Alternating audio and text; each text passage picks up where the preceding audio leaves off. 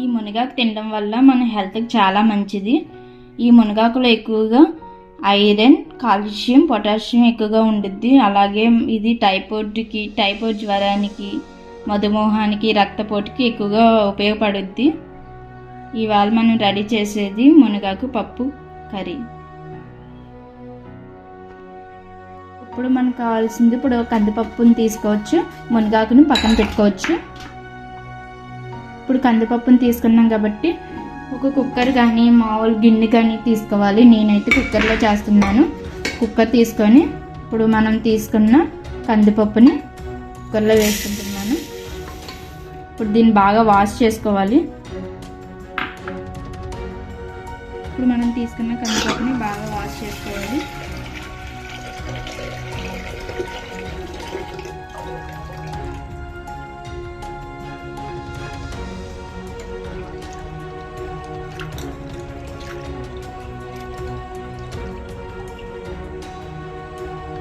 కడిగి పెట్టుకున్న పప్పుని ఇప్పుడు ఒక గ్లాస్ వాటర్ వేసుకోవాలి.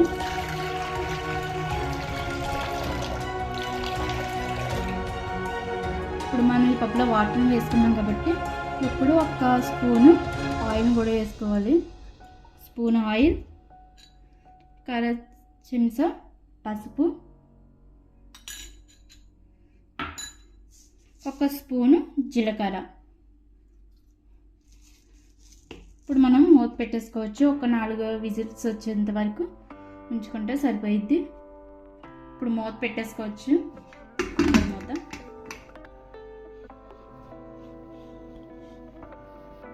తీసుకుని మునగాకుని బాగా శుభ్రం చేసుకోవాలి.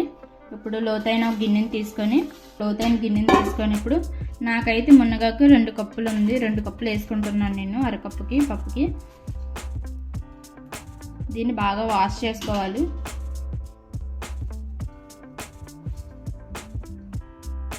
ఇప్పుడు మునగాకు మొత్తం బాగా కడుక్కున్నాం మనం. ఇప్పుడు దీన్ని పక్కన పెట్టుకోవచ్చు.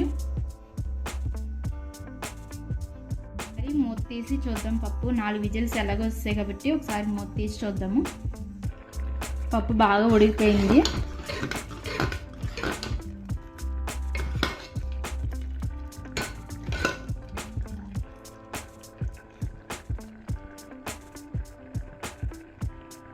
ఇప్పుడు మనం కట్ చేసుకున్న పచ్చిమిరపకాయలు, ఉల్లిపాయలు మొత్తం అన్నీ వేసుకోవచ్చు.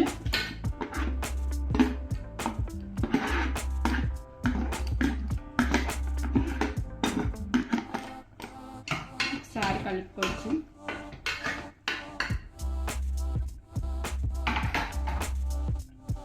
ఇప్పుడు ఉల్లిపాయ టమాటాలు మగ్గేంత వరకు ఒకసారి మళ్ళీ మూత పెట్టుకోవచ్చు. ఒక విజిల్ వచ్చేంత వరకు. చూసారు కదా, పప్పు బాగా ఉడికిపోయింది కదా. ఇప్పుడు మనం కడిగి పెట్టుకున్న మునగాకును కూడా వేసుకోవచ్చు ఇందులో. ఈ మునగాకు తినడం వల్ల మన హెల్త్కి కూడా చాలా మంచిది. మునగాకులో ఐరన్ ఎక్కువ ఉండుద్ది, కాల్షియం ఎక్కువ ఉండుద్ది, ప్రోటీన్స్ ఎక్కువ ఉంటాయి. అలాగే మనకి తినడం వల్ల వీక్లీ ఒకసారి తిన్నా సరిపోయిద్ది. ఇది తినడం వల్ల రక్తపోటు, డయాబెటిక్ అలాంటి ఎటువంటి వ్యాధులైనా రాకుండా ఉండుద్ది. మన హెల్త్కి కూడా చాలా మంచిది ఇది తినడం వల్ల. ఇప్పుడు ఒకసారి కలుపుకోవచ్చు. మునగాకు వేసుకున్నాం కదా, ఇప్పుడు ఒకసారి కలుపుకోవచ్చు. మళ్ళీ ఒకసారి మూత పెట్టుకోవచ్చు. ఒక విజిల్ వచ్చేంత వరకు, ఆకు మగ్గేంత వరకు మూత పెట్టుకోవచ్చు.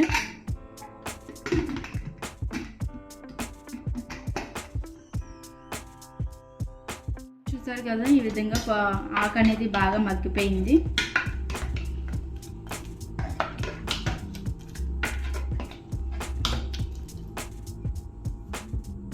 ఇప్పుడు ఉప్పు కారాన్ని వేసుకోవచ్చు. మనం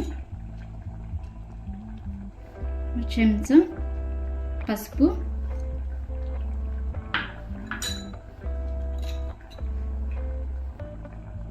ఒక స్పూను కారం,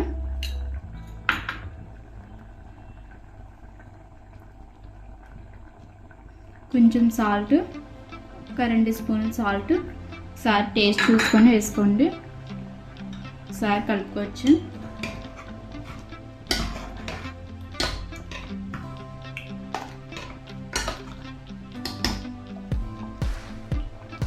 ఇప్పుడు మనం చింతపండు నీళ్ళు కూడా వేసుకోవచ్చు.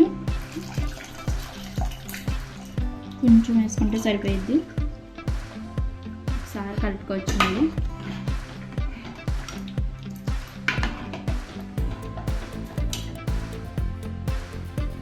ఒకసారి కలుపుకొని ఉప్పు కారం సరిపోయాయి ఒకసారి చూసుకోవాలి. నాకైతే కరెక్ట్గా సరిపోయాయి. మీకు సరిపోకపోతే ఒకసారి చూసి వేసుకోండి. ఒక 2 మినిట్స్ బాగా ఉడకపెట్టుకోవచ్చు. ఏంటి ఉప్పు కారం వేసింది కాబట్టి ఒకసారి ఉడికితే బాగుంటుంది. హైలో పెట్టుకొని తాలింపు కావాల్సినవి 1 స్పూన్ మినపప్పు, 1 స్పూన్ ఆవాలు, 3 ఎండుమిరపకాయలు ఇందులో వేసుకోవచ్చు.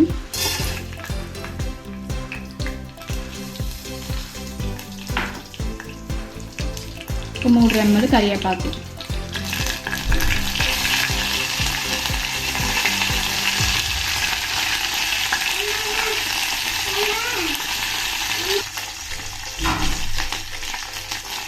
చూసారు కదా పోపులు బాగా వేగాయి కదా. ఇప్పుడు మనం పక్కన పెట్టుకున్న పప్పుని ఇందులో వేసుకోవచ్చు.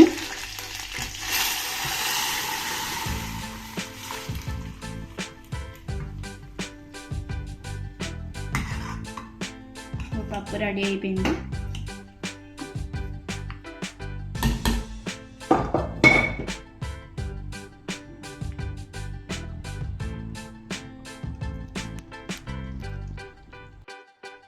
ఇప్పుడు మన పప్పు అనేది రెడీ అయిపోయింది. ప్లీజ్ మీకు నచ్చితే కనుక please like, share, subscribe my YouTube channel Siri Govind cooking channel.